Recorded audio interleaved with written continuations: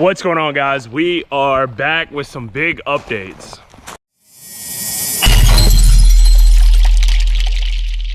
All right, guys, like I said, we're back. I haven't done a YouTube video in quite some time.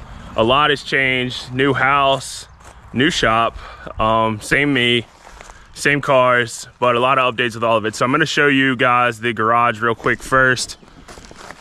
30 by 50 metal building, plenty of room over there to park the trailer. That was kind of my main idea, was to have the trailer out of the way. So it really wasn't affecting anywhere out here. I didn't have to have it stuck somewhere. It's over there. There's an electrical outlet on the side of the building, so I can plug the trailer in to keep the battery charged on it and everything. But yeah, 30 by 50 by 12 tall metal building, 3 10 by 10 garage style doors, not the roll-up doors that came with it. Gutters, exterior lighting, walk-in door, plenty of room over there for like kind of not having cars in the way. So car, Marcus's car is in the third spot. We're gonna switch that in and out so you can kind of get the feel for it when it's just my cars in there.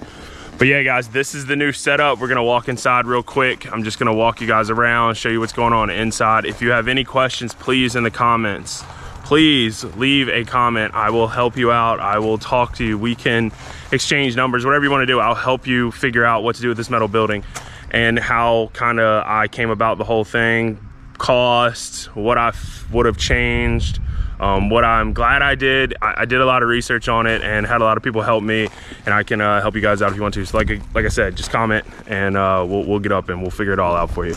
But we're gonna walk inside.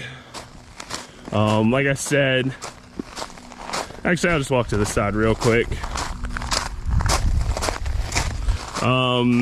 The trailer parking's almost one of my favorite things. It's just so out of the way. It fits perfectly right there.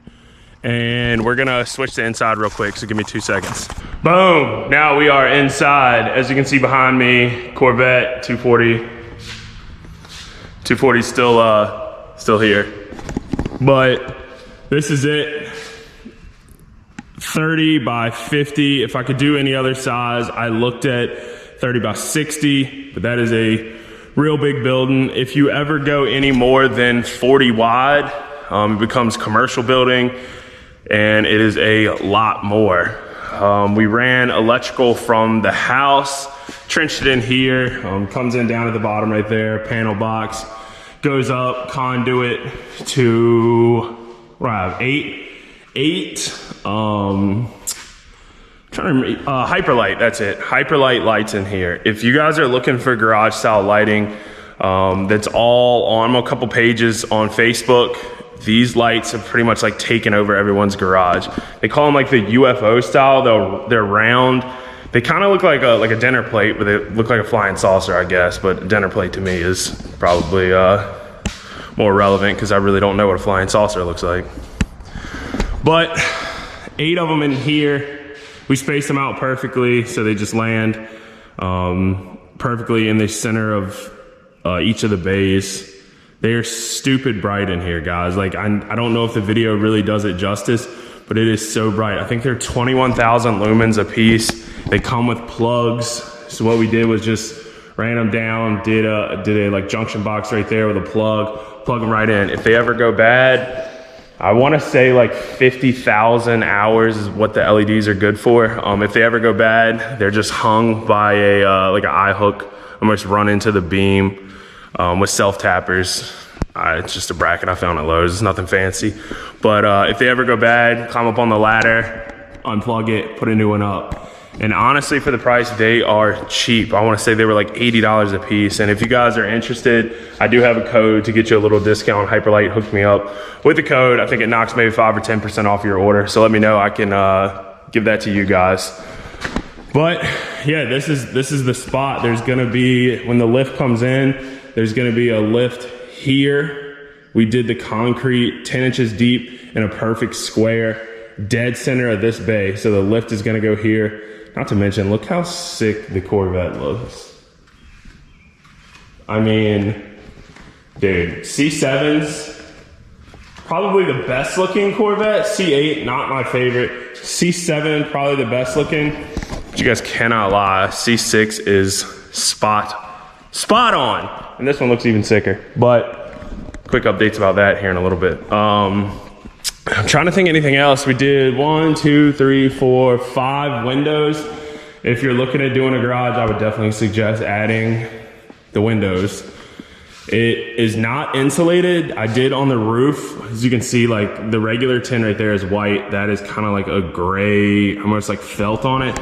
They call it drip stop. If you've ever been in a metal building, the buildings sweat. So what that does is almost absorbs the moisture in the building. This building does not sweat. That's what I wanted. I did not want it to drip. It's not insulated. I did look at insulation. As you see people do like the spray in foam, like that great stuff is what it looks like. It's just like that tan foam. At the time I looked, it was, I can't even describe to you how expensive it was. It was almost the same price as the building, like a couple thousand off. It was insane. So I just decided to wait on that. I am gonna see some people do like the foam board. So at some point, foam board's gonna go in this whole thing and it will be insulated. Down the road, mini split. Get Marcus to hook me up on that. Thanks, Marcus. So mini split, keep it nice and cool in here. We went with actual garage style doors. So they have the track that goes up. The roll up metal doors are fine. They're cheaper. They are junky. They get bonded up. They offer no insulation whatsoever. There are gaps in them. You can't put motors to them, at least that style. You can't put the style that they sell with the building. You can't put motors on them. So I went with these. These are insulated, legitimate garage style doors. They look so much better. At some point, they are ready to roll to put like a side mount, industrial style garage door opener on them. Right now, they're super easy. I mean, literally. The guy put a little extra tension in the spring, foot down there, boom. I mean, they open and close very easily. So it's not one of those things that I needed a garage door open on it. I don't come in and out of here every day with cars, so I just use the regular walk-in door, and it's fine. There's no issues with it. Put a little L workbench in the corner over there. Red Bull refrigerator. Toolbox over here. One other thing. Best, like I think it's $30, $25, $50, cannot remember, investment I ever made on Marketplace. Big old dry erase board hung up here. When I was doing stuff in here, instead of having to remember, write on my hand, I'll run over here, dry erase board, scribble, don't forget to torque manifold bolts, don't forget to torque coilover bolts, don't forget to do this, and fingers crossed, I don't forget it. I really cannot think of anything else. Concrete worked out good, same size as the building, 30 by 50. We did the extra thickness over there for when the lift goes in. I always suggest the apron out front. It's just so much easier than driving your car and then having a huge lip when you come in.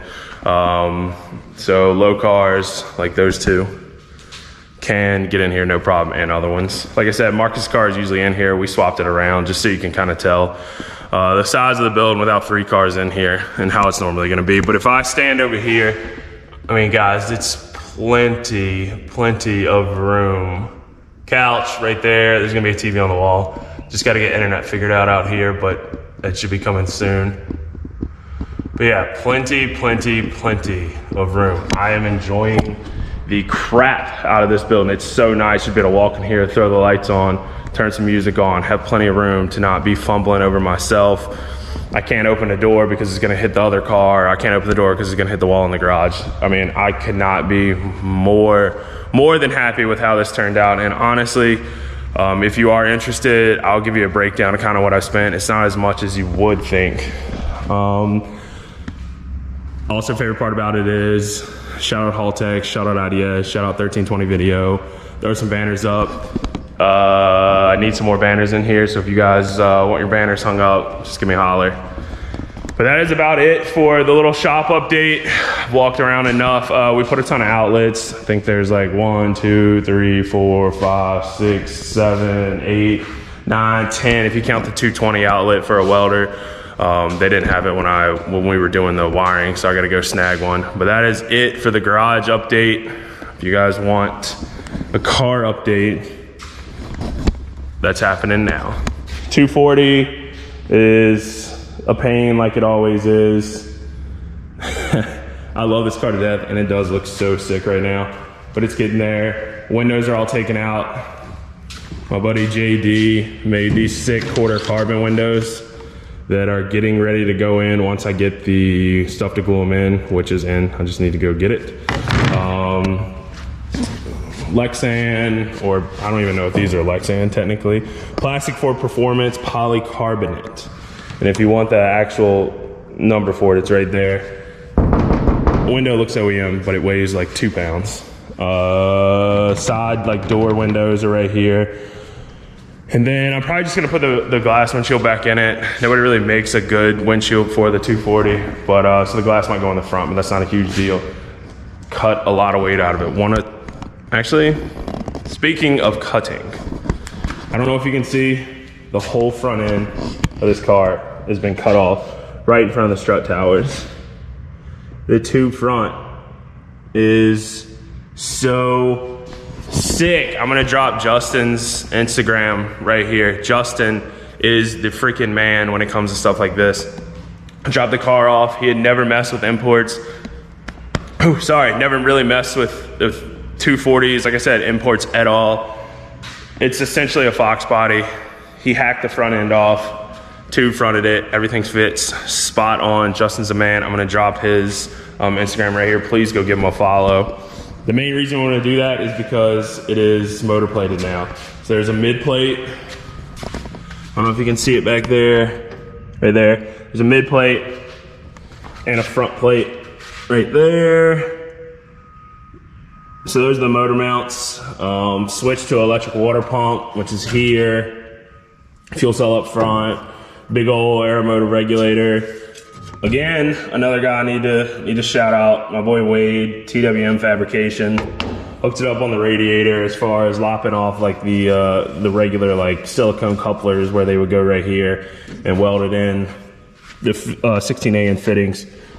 He's also welded a ton of stuff on this car anyways. Wade's the man, he's local, so is Justin. Like I said, I'll drop Justin's, haven't edited this video yet, so probably already dropped Justin's. I'll drop Wade's information in here too, so you guys have it. If you need anything, hit them both up. They are money on what they do. Oh, he did the window brackets too for the Lexan. Polycarbonate. Another big update. You know, this car had a Haltech Elite 2500 in it. Matt Shu is very good at talking people into stuff. Nexus R5 is in this car now. And the like touchpad, can pad, whatever you want to call it, soft touch buttons, whatever, is in. And that's a Chris Maston bracket for the M&M shifter, and it is sick too, puts it in the perfect spot. Chris is also making a upper, I guess you could call it upper like water neck that has a swirl pot on it and everything. So that'll be in one of these other videos. Waterman, mechanical pump. It's changed a lot. So that is coming along very well. Alex is gonna get over here and start wiring it. We should be good to go, hopefully soon. The Corvette is creeping up on being my favorite car. It got some silvers, coilovers on it, so she's sitting pretty low now.